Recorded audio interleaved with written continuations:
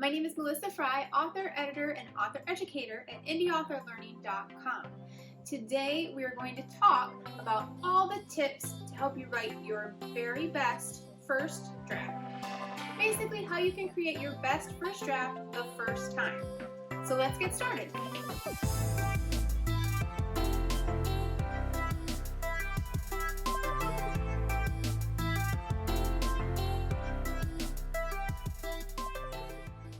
We're going to go over 3 different aspects, things that you need to consider as you are working on your first draft or you're about to. Of course, if you've already started, these will still apply. These are still things that you can work on as you're writing that first draft. But if you haven't started yet, or even if you're struggling knowing why you haven't started and you really want to, these should help.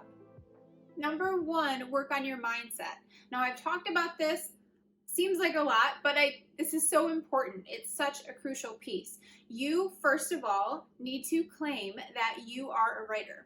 If you started writing, if you have a desire to write, you are a writer. And once you start believing that, you will start acting like that. So that's the first step of mindset. It's just believing that you are a writer. The second part of that is to not let imposter syndrome get to you. There are all kinds of authors, writers out there doing what you want to be doing. Those should be motivation for you to show that there are people doing what you're wanting to do and they are being successful at it. They are getting their words out into the world. They are speaking their truth. And if they're doing that, you can too.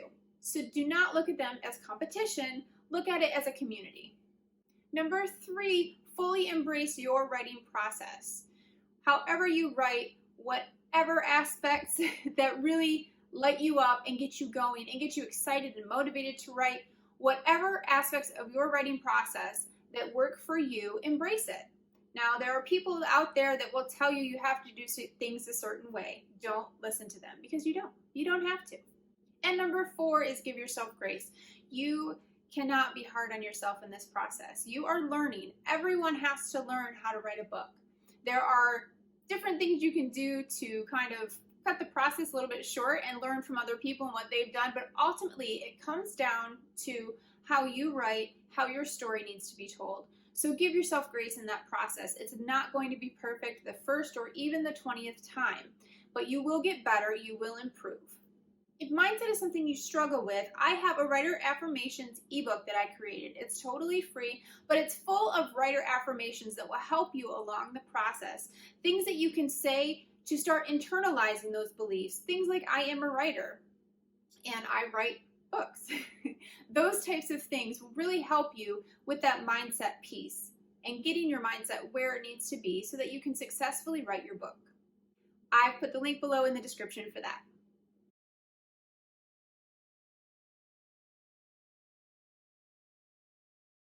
Number 2, we're going to talk about the technical side of writing your book.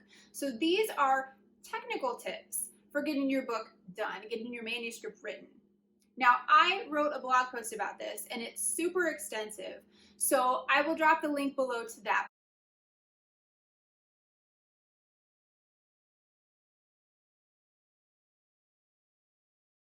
We'll go over just a few of those things that I covered in the blog post so that you can kind of see what I'm talking about here. So it's things like deciding what writing program you're going to use, or learning the keyboard shortcuts in your program to save you a ton of time. Copy-paste is definitely a good one. Also, saving is a great one. Using your writing program, once you decide what you're going to use, it's beneficial to figure out what features in that program will help you in your writing process.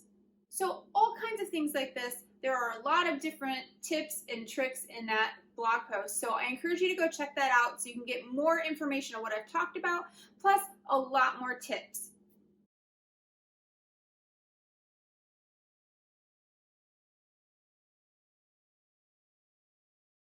And number 3, you really want to learn your writing craft.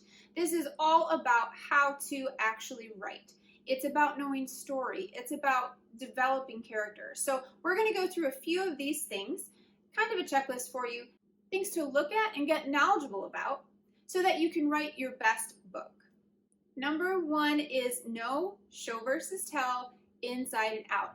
I cannot stress this enough. And if you've watched me for a while, or you've been on my channel or follow me on Instagram, I talk about this a lot because I love it. It is one of the most important things that a writer can learn is how to show the reader what is happening instead of telling them. So if you'd like more information about that, I have linked to that video because I did a video on this a little bit earlier, so that kind of goes more in depth. But it's really about learning how to best show the reader what's happening instead of telling them. For example, and I always use this one, don't tell the reader that the character is nervous. Instead, show the reader that they're nervous by the fact that they shift their weight or they avert their eyes. Things like that. So learn show versus tell really, really well. Number 2, create dialogue that sounds authentic. You want it to sound like a natural conversation. If your dialogue is jerky and it's kind of odd, and if you read it out loud and it doesn't sound like something someone would actually say, the reader's going to pick up on that and it won't sound realistic. So it's helpful just to read your dialogue out loud. Think about what a normal person in the normal conversation would have, and especially what your character would say in a situation, which leads us to the next point. Number 3 is getting to know your characters so well that they tell you the story. Whether you're a plotter or a pantser, it doesn't matter. Your characters are going to be the basis of your story. They are going to tell you as a writer what the story actually is and what is happening. So get to know your characters really well. There are tons of ways to do this, but whatever works for you, make sure you know your characters. Number 4, and this is a quote that I found, I think in like the acknowledgement section on a Stephen King novel, but he said, keep your foot on the gas. And that has always stuck with me. Learn about pacing. That's our number 4, learn about pacing. Keep your foot on the gas. Make sure that the reader is still interested.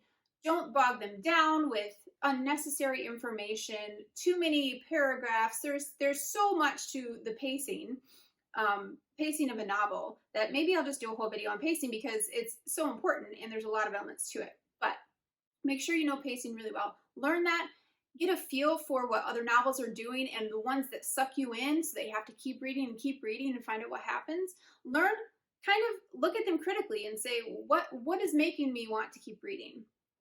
Learn how to do that, and then the readers will not be able to put down your book. 5 is all about description. Learn how to write description without info dumping. Now, this can be challenging depending on your genre, but you want to include description to help your reader really get into the book and into the setting of the book. You want to include actions that the characters are taking and little glimpses into what they touch and smell and feel. Engage all of the senses. So you want to definitely include description in your book or it will feel inauthentic. But don't info dump, because the more description that you use to bog it down, it can definitely turn the reader off. So it's all about balance here. Number 6, and this one kind of seems not so technical, but it is one of the best things that I recommend to people is to research how story works. Now, this might look differently for you than it would for me. For me, all my life, have read tons of books. I watched TV shows and I've seen a lot of movies, and all of those things together, I focus on story and storytelling. So I've noticed over the years, and how many years all of my years of my life that I've been engaging with story, I've started to notice patterns, and I've started to notice how story works and where in the story a villain comes in, or where a secondary character comes in, or a certain part of the story when a twist has to happen to cause the plot to take a different turn.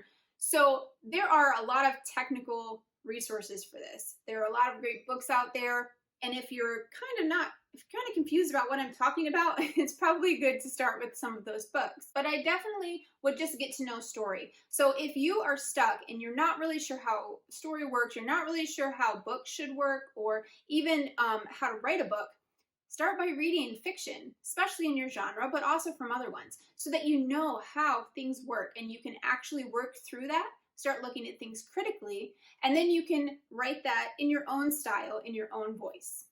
And if you want some more information about the writing craft, I have a few resources on my website, indieauthorlearning.com, that'll help you through show versus tell is one of them. We've also got some other stuff on there. So I will link to those below so that you can check those out if you're interested. Okay, so I hope those tips were really helpful. I hope they help you get your mind around what you need to do for your first draft to actually get it done really well and get it done right the first time. Now, I say right, it's not going to be perfect, so don't worry, it doesn't have to be perfect. But you want to make sure that you're set up for success, that you're set up to actually want to write and be motivated to write, so you actually do write.